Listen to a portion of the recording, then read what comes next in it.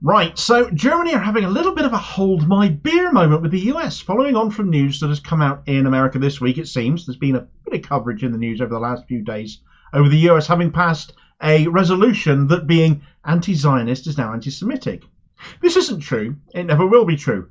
Put it into law, or symbolic resolution as it is, just makes it a poor resolution, not a matter of fact.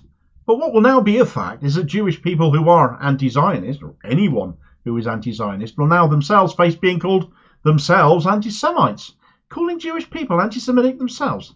That will be because by virtue of this law being enacted, they will then be labelled self-hating Jews and punished for it.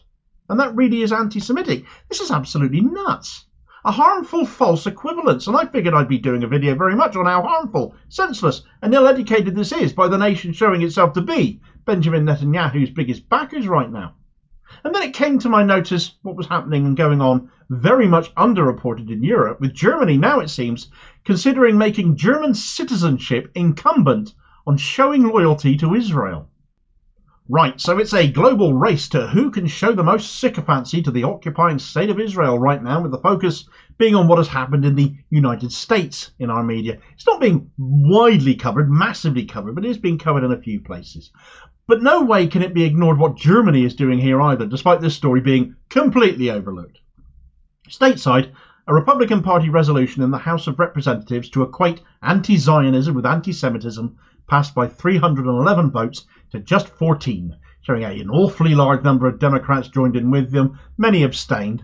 But when you live in a country where the two main parties are both right-wing, you often don't see a fig leaf between them.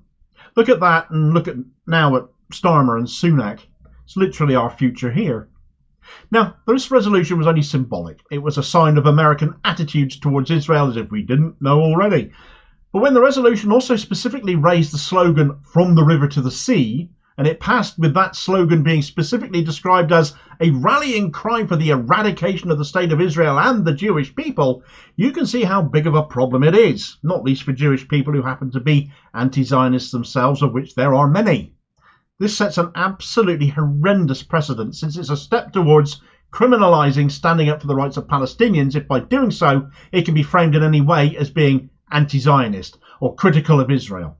You can't criticise Israel if you're supporting Palestinian liberation, basically. It places an entire state above critique. And when that is one of the most dangerous, barbaric apartheid states on the planet, that should be facing embargoes for its decades of occupation and its ongoing genocide now in Gaza, its settler colonialism, boycott, divestment, sanctions, is instead facing strengthened protections, along of course with the US doing a sterling business in the arms trade with them right now.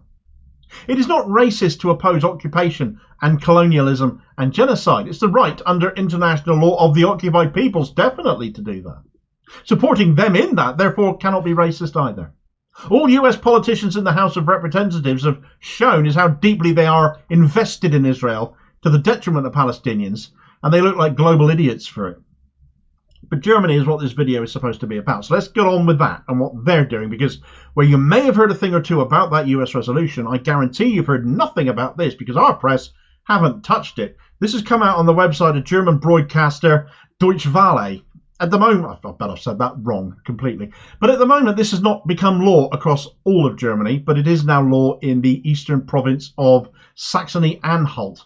And that is that anyone applying for German citizenship in Saxony-Anhalt must now declare their support for Israel's right to exist. Now, my initial thought when I heard this talk of Israel's right to exist is, well, what about every other country that has ever existed that no longer does? What happened to their right to existence?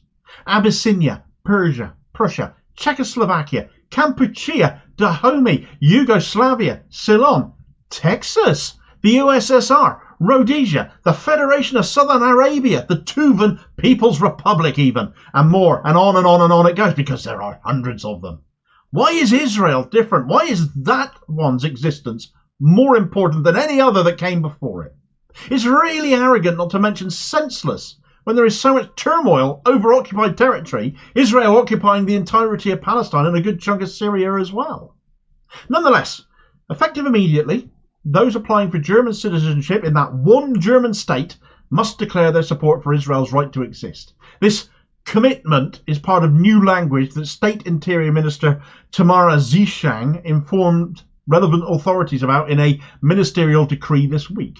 Failing to do so would deny naturalisation to foreigners who otherwise would fulfil the necessary conditions for obtaining German nationality. Under the new guidelines, applicants would have to sign a declaration that they recognise Israel's right to exist and condemn any efforts directed against the existence of the State of Israel. A more thorough check of anti-Semitic attitudes would also be a part of the naturalisation process, of course. Now, what this boils down to fundamentally in Germany is between naturalisation law and what they call reason of state, what amounts to a legislated national interest. But as you can imagine, when strength of legalities, when it comes to something like that, which can only ever be based in opinion, well, that's going to be a little bit ropey, isn't it? Naturalisation law, citizenship law basically, is made at the federal level in the German Bundestag. But how each of the 16 German states chooses to implement that is up to them, hence this move in Saxony-Anhalt. However, the Bundestag is considering a similar Israel clause, which if introduced at that federal level, would apply to the whole of Germany in every state. And it would then be up to those 16 states and how they implemented that. Certainly that goes a lot further than the US resolution, which is only symbolic, because in Germany, in one state at least, and possibly coming nationwide soon, this is now law. From the State Interior Minister's perspective, citizenship, by adding on the clause about Israel, represents a further upholding on rights of human dignity and religious freedom, as well as the exclusion of Jew hatred and anti-Semitic attitudes. And I guess from the German perspective, given their history, you can understand them wanting to underline that never do they ever want the offence of before, the Holocaust and so on and so forth, to be repeated in their name again.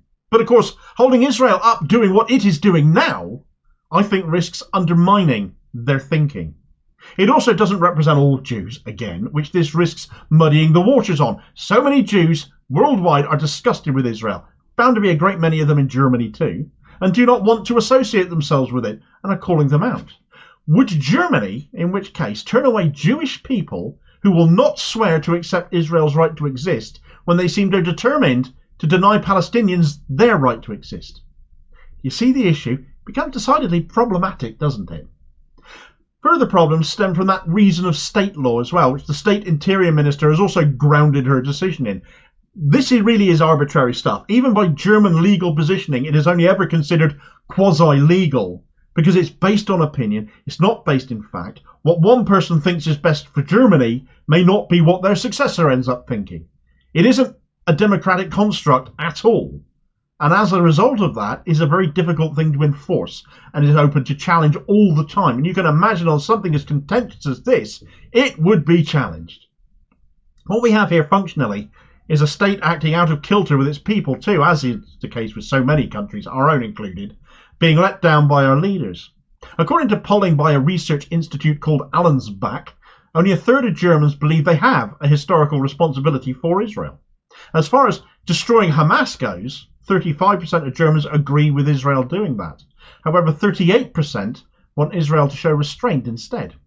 Well, agreeing with the 35% over the 38% might be the difference between getting German citizenship before much longer, and that to me seemed absolutely mad.